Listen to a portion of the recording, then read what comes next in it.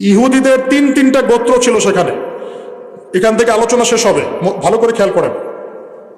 একটার নাম বনু কাইনুকা, বনু কোরাইজা, বনু নাজির, তিনটা। কোথায় ছিল এটা? মদিনায়। কোথায়? মদিনায়। আচ্ছা, ওদের সাথে শান্তি চুক্তি হলো, সন্ধি হলো, মদিনা সনদ। সনদের একটা গুরুত্বপূর্ণ ধারা ছিল যে আমাদের শত্রুদের বিরুদ্ধে তারা আমাদের বিরুদ্ধাচরণ করতে পারবে না। মানে আমাদের শত্রুদের বিরুদ্ধে তারা আমাদের সাথে কোনো গাদ্দারি করতে পারবে না। আমাদের সাথে মানে পায়ে পা মিলিয়ে, কাঁধে কাঁধ মিলিয়ে মদিনাকে ডিফেন্ড করতে হবে। এটা ছিল চুক্তি। আচ্ছা, এটা মাথায় রাখেন, চুক্তি ছিল এটা যে আমাদের শত্রুদের বিরুদ্ধে যদি কোনো শত্রু মদিনায় আক্রমণ করে, তাহলে ইহুদি মুসলিম ওরা আমাদের সাথে মিলে শত্রুকে মোকাবেলা করবে। আমাদের শত্রুদের বিরুদ্ধে ওরা হাত মিলাতে পারবে না। এই ছিল ধারা একটা। এই ধারাটা মাথায় রাখেন। এবার একটু বোঝেন, নববী নির্মাণ, রাষ্ট্র কায়েম, সামরিক প্রশিক্ষণ, মদিনা সনদ, ভ্রাতৃত্বের বন্ধন, এগুলো করার পরেই শুরু হয়েছে গাজওয়ায়ে বদর, এখানে জয়লাভ, তারপরে উহুদ, ঠিক আছে, তারপরে খন্দক, তারপরে আস্তে আস্তে এই যে হুদাইবিয়া সন্ধি, তারপরে খায়বার, তারপরে মক্কা বিজয়। মানে ওইখান থেকে পুরো মক্কা বিজয় সহ জাজিরাতুল আরবে বিজয়টা হয়েছে। তো নবী সাল্লাল্লাহু আলাইহি ওয়াসাল্লামের সুন্নাত ছিল এইটা: দাওয়াত, ইলমের প্রচার প্রসার, তাসকিয়া, জামাআ, ইমারা, একজন আমির, সেই আমিরের অধীনস্থ মানুষদের মধ্যে একটা ঐক্য, রাষ্ট্রীয় কাঠামো, সামরিক বাহিনী, শরিয়া, দাওয়াতের সাথে জিহাদ, কিতাল, তারপরে পররাষ্ট্র নীতি অবলম্বন করা, এক পর্যায়ে মক্কা বিজয়। এক একটা পয়েন্ট এখানে মিলাবেন। একটা পয়েন্টকে বাদ দিলে আপনি দিন জ্ঞান করতে পারবেন না। কথা বুঝতে পারছেন না? সিচুয়েশন ডিফার করবে। মদিনায় যেভাবে ছিল মক্কায় তেমন ছিল না। যখন মদিনা পেয়েছেন নবী সাল্লাল্লাহু আলাইহি ওয়াসাল্লাম, তখন এইভাবে ইসলাম এগিয়ে গেছে। এখন ওই তিনটা কম থেকে আমি আলোচনা শেষের দিকে আসবো। আমরা কি একটু বুঝতে পারলাম যে 23 বছরে নবী সাল্লাল্লাহু আলাইহি ওয়াসাল্লাম কিভাবে দিনটা প্রতিষ্ঠা করেছেন? এক মিনিট দেখেন। প্রথমে গোপন দাওয়াত, জ্ঞানের বিপ্লব, দারুল আরকাম, সাহাবীদেরকে প্রশিক্ষিত করা, আধ্যাত্মিকভাবে ইমানের দিক থেকে মানুষ তৈরি করা। তারপরে প্রকাশ্য দাওয়াত, নির্যাতন সহ্য করা, সবর করা। মক্কায় আমরা অস্ত্র হাতে নেই নাই, মক্কায় অস্ত্র হাতে নেওয়া হয় না, বরং নবীজি বলেছেন সাবরান আলা ইয়াসির, ধৈর্য ধরো, ধৈর্য ধরো ইয়া ইয়াসির পরিবার, ইন্না মাউইদাকুমুল জান্নাহ, তোমাদের জন্য জান্নাত অপেক্ষা করছে। ওখানে ধৈর্যই ছিল তখন অস্ত্র। অশ্রু তখনকার অস্ত্র ছিল, অশ্রু মক্কার অস্ত্র ছিল। তারপরে তিনি দেখলেন যে সাহাবীদের নির্যাতন ব্যাপক বেড়ে গেছে, হিজরত করতে বললেন। এখানে হচ্ছে না, পরিবেশ নাই, চলে যাও আবিসিনিয়াতে। তিনি নিজেও তায়েফে ট্রাই করলেন, হলো না। তার চাচা আবু তালেব, তিনিও ইন্তেকাল করলেন। কি পরিবেশ! 3 বছর বয়কট করে রেখে দিল। মেরাজ হলো। এবার আল্লাহ পাক টেবিলটা উল্টে দিলেন। মদিনা থেকে যুবকরা এসে ইসলাম কবুল করতে থাকলো, তারা সবাই যুবক। এবার মদিনায় গেলেন। আল্লাহ পাকের ভৌগোলিকত্বের কোনো পরোয়া নাই। আল্লাহ পাক বাংলাদেশে না হলে অন্য কোনো জায়গায় করবেন, ব্যাপারটা এরকম আর কি। আল্লাহ পাকের কোনো পরোয়া নাই। মদিনায় যাওয়ার পরে এখন ইসলাম আর দুর্বল না, শক্তিশালী। মসজিদ হলো, জামাআ একটা হলো, একটা ইমারা গড়ে উঠলো, একজন আমির কয়জন? একজন, ঠিক ওইটাই সামনে হবে ইনশাল্লাহ। ওয়ান আমির আল মাহদি, একজন নবী ঈসা ইবনে মারইয়াম, এরকম হবে আর কি, একাধিক না। তারপরে দায়িত্ব হয়তো বন্টন করে দেওয়া হবে। তারপর কি হলো? জামাআ, ইমারা, বায়আ, দাওয়াতের সাথে সাথে জিহাদি মুভমেন্ট। আস্তে আস্তে আস্তে আস্তে দিন ছড়িয়ে পড়লো।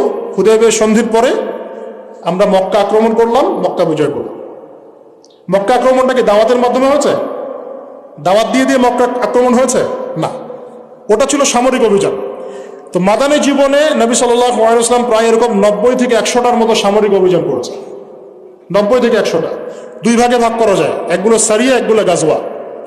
সারিয়া কোনগুলো? যেগুলোতে নবী নিজে যান নাই, কাউকে দায়িত্ব দিয়েছেন। আর গাজওয়া সেগুলো যেগুলোতে তিনি নিজে সামন থেকে নেতৃত্ব দিয়েছেন, যেমন বদর, উহুদ, খন্দক ইত্যাদি। এই পদ্ধতিতে আরবের মধ্যে ওই আইয়ামে জাহিলিয়াতে 1400 বছর আগের ওই জাহিলি যুগে এভাবে দিন কায়েম হয়েছে। তো এখন আমরা কোন দিকে হাঁটছি? কেউ শুধু দাওয়াত, কেউ বা শুধু গরম গরম জিহাদি বক্তব্য, ঠিক আছে, কেউ গণতন্ত্র, তাই না? কেউ আবার আরো অন্যান্য অনেক কিছু। সত্যিকার অর্থে নবী সাল্লাল্লাহু আলাইহি ওয়াসাল্লামের সিরাত থেকে আমরা সরে যাচ্ছি। সিরাতের একটা অংশ ছেড়ে দিলেও আপনি দিন কায়েম করতে পারবেন না। আমার কথা কি বুঝতে পারছেন? এখন ওই যে তিনটা কওম, বনু কুরাইজা, কাইনুকা, নাজির, তাদের সাথে এখনকার বিশ্বের কি সম্পর্ক? মারাত্মক সম্পর্ক আছে, মারাত্মক। এটাই শেষ পয়েন্ট আজকের আলোচনা। এই জায়গা থেকে আপনি বোঝেন। এখন ওয়ার্ল্ড অ্যাফেয়ার্স আমরা শেষ করব, একটু ধৈর্য ধরেন। মদিনায় শান্তিপূর্ণ অবস্থা আছে। একজন মুসলিম নারী, যুবক ভাইরা খেয়াল করি, একজন মুসলিম নারী, কতজন? মাত্র একজন। কোনো হাজত হয়েছে, প্রয়োজন হয়েছে, তিনি গিয়েছেন বনু কাইনুকার বাজারে। কোথায়? এটা মদিনার ঘটনা, যখন শান্তি চুক্তি চলছে। শান্তি চুক্তি, ওই ইহুদিদের সাথে সনদ আছে আমাদের। সনদের ধারাটা মনে আছে তো? আচ্ছা, গাদ্দারি করবে না, চুক্তি ভঙ্গ করবে না। সেই মহিলা গিয়েছেন, নারী সাহাবী রাদিয়াল্লাহু আনহা, এক স্বর্ণকারের দোকানে। স্বর্ণকার ছিল ইহুদি। আর ইহুদিদের সাথে স্বর্ণের কি সম্পর্ক? এখনো তো সব সোনা ইসরায়েলি জমা করছে। জায়নিস্টরা প্রথম বিশ্বযুদ্ধ ঘটানোর জন্য ব্রিটেনকে সোনা দিয়েছিল, সোনা। এই সোনার বিজনেস করে করেই তারা আজকে বড় হয়েছে। এটা অনেক প্রাচীন, ইহুদিদের সাথে সোনার একটা সম্পর্ক আছে। আর দাজ্জালও যখন বের হবে, ও সোনা দানা বিতরণ করবে মানুষকে। আর তখন আপনাদের যদি মনে হয় ঈসা আলাইহিস সালাম এসে কাগজের টাকা দিয়ে কেনা বেচা করবেন, তাহলে আপনি স্বপ্নের মধ্যে আছেন। এটা আপনার মনে হয় যে ঈসা আলাইহিস সালাম যখন আসবেন, তখন তিনি জাতিসংঘে যাবেন, গিয়ে বলবেন যে আমার ফিলিস্তিনে স্বাধীন রাষ্ট্র প্রতিষ্ঠার অনুমোদন দেন, তাহলে আপনি এখনো স্বপ্নের মধ্যে আছেন। কথা ইশারা বুঝে নেবেন। এগুলো থাকবে না ইনশাআল্লাহ, এগুলো থাকবে না ইনশাআল্লাহ, অচিরে। এগুলো ভবিষ্যৎবাণী না, বর্তমান। যারা এগুলো বোঝে না তারা এটাকে ভবিষ্যৎ মনে করে। ঈসা ইবনে মারিয়াম কখনোই ইউনাইটেড নেশনসে গিয়ে বলবেন না আমাকে একটা রেজলিউশন পাস করে দেন, আমি স্বাধীন ফিলিস্তিন রাষ্ট্র গঠন করতে চাই, ওখান থেকে খেলাফত কায়েম করতে চাই, তাই বলবেন? আল্লাহ আমাদেরকে বোঝার তৌফিক দান করুন। এই মহিলার শোনার জরুরত। ইহুদি বলছে মুখ থেকে নিকাবটা খোলো তো দেখি একটু। ওই যে এখন আমাদের বোনদের নিকাব খোলার জন্য অনেকে যে ট্রাই করে, আর মেলে বিষয়গুলো। আচ্ছা, সেই মুসলিম নমনী এটা করবেন না, না আমি এটা করতে পারি না। তো সে শয়তানি, ছলচাতুরি, শয়তানি করে একটা সুতা বা দড়ি কিছু একটা দিয়ে সেই মুসলিম রমণীর, নারীর, মহিলা সাহাবীর জামার কোন একটা জায়গায় চুপ করে একটা গিট দিয়ে দিয়েছে।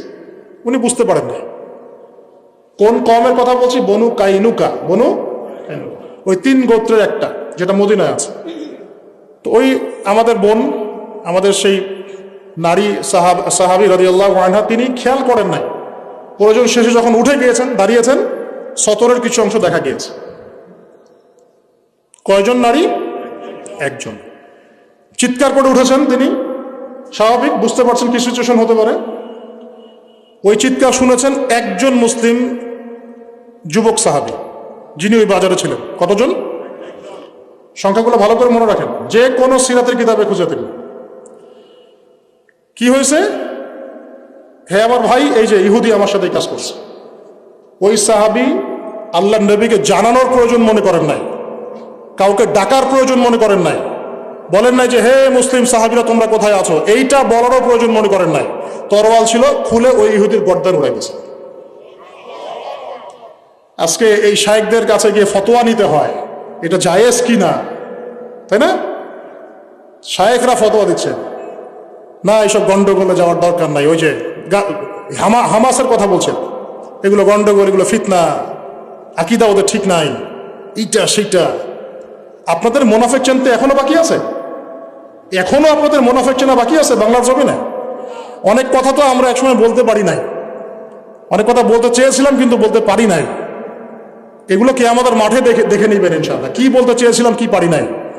কিন্তু যেটা পারি নাই সেটা তো এখন আল্লাহ স্পষ্ট করে দিলেন। আপনাদের সবার সামনে স্পষ্ট হয়ে গেল যে আসলে গাদ্দার কারা, মুনাফিক কারা উম্মার মধ্যে। এরপরেও যদি চিনতে আপনি ভুল করেন, তাহলে আপনিও দাজ্জালের মধ্যে পড়ে গেছেন। আবার শোনেন, এই মুসলিম সাহাবী আল্লাহর নবীকে জানানোর প্রয়োজন মনে করেন নাই, সাহাবী থেকে ডাকার প্রয়োজন মনে করেন নাই। একজন বোনের সম্মান হানি করেছে এক ইহুদি, কোষ থেকে তরবারটা মুক্ত করে এক কোপে ইহুদির গর্দান নামাইছে। এই মুসলিম সাহাবী, রাষ্ট্রীয়ভাবে যুদ্ধ ঘোষণা করা হয়নি, কিন্তু একাই করেছেন কাজটা। এবার এই ইহুদিরা আবার এই মুসলিম সাহাবীর উপর ঝাঁপিয়ে পড়ে এই সাহাবীকে শহীদ করে দিয়েছে। এই সাহাবীকে শহীদ করে, এবার নবীর কাছে খবর পৌঁছালো, কাইনুকার বাজারে ঘটনা ঘটছে। আল্লাহ নবী সাল্লাল্লাহু আলাইহি ওয়াসাল্লাম এত কষ্ট পেলেন, ক্ষুব্ধ হয়ে উঠলেন, তার চোখ আর চেহারা লাল হয়ে গেছে টকটক। আল্লাহ নবী সাল্লাল্লাহু আলাইহি ওয়াসাল্লাম যখন রাগ হতেন, চেহারা কি হতো? লাল হয়ে যেত। তিনি গিয়ে ওই বনু কাইনুকার, তিনি এবার তার বাহিনী রেডি করলেন।